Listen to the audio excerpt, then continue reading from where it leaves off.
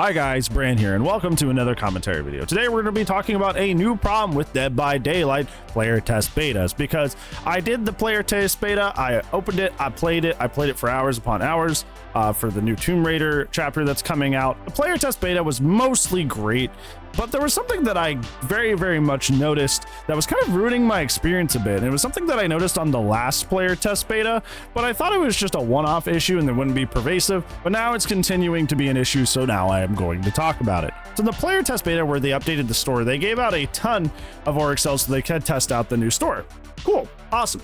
That makes sense. Makes sense if you roll out a new store, you want people to actually be able to go in and test it. So, you know, why not just give them free Oryx cells? Because on the player test beta, that doesn't go to live. So you can give them essentially what is a lot of free currency and they can just mess around. But when I went to play Survivor, I had a hard time finding the new killer a lot because it kept just going against random other killers. They wouldn't even be using the new perks, they'd just be playing someone else randomly, which is weird. A lot of the time I noticed that they weren't even running a full 4 perks, and even if they had perks, they weren't always tier 3, meaning they had just bought whatever character that they are playing.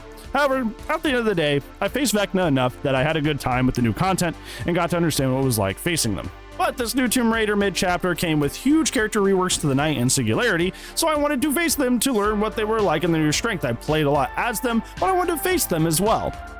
However, what ended up happening is I only faced Knight once, and Singularity only a few times in hours of gameplay.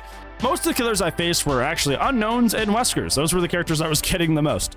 Curiously enough, I got a Xenomorph during all that, and I finally asked what the deal was, since I hadn't really been seeing any of the new reworked killers, and they said it was just to try the queen skin that they were wearing. So people are using the player test beta, not exclusively for testing new content as it should be used, but people are instead using it to try skins and characters that they don't own instead, which not only ruins the experience for people trying to experience the new content, but the beta is literally meant for testing, player test beta, testing the beta's new content. So now that new content is being tested way less, which provides less feedback from the community and the devs who are looking to make adjustments before the new content goes live. Now pause a moment.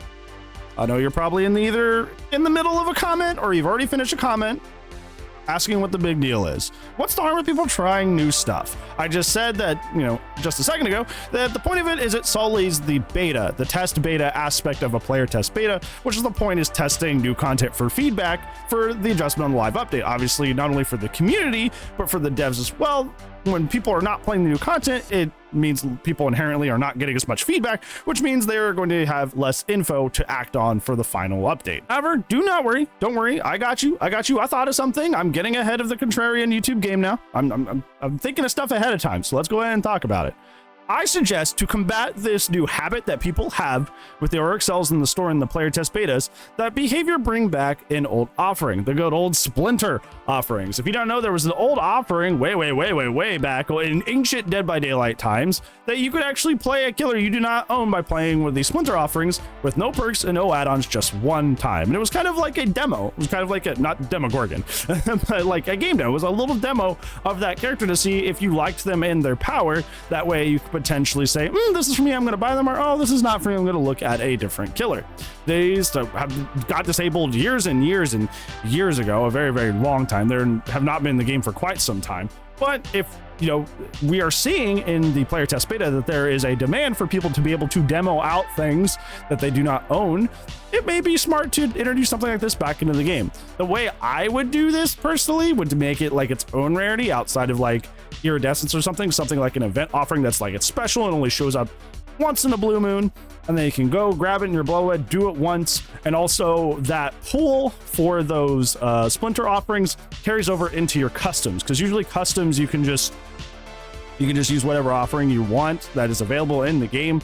But obviously if people just had the demo offering, they would just use it to essentially own the character, but only in customs. So behavior would not want to do that. But if you just make it the pool collective between the two, then behavior wouldn't axe that idea based on like financial reasons. Yeah, did you guys experience this in the last couple of BTBs, or is it not an issue for you? Let me know down in the comments below on what you feel about it. But other than that, that's gonna be it for today's video, friends. Thank you so much for watching. I do upload daily, so we'll see you tomorrow. But if I do not, I will see you when I see you. Goodbye.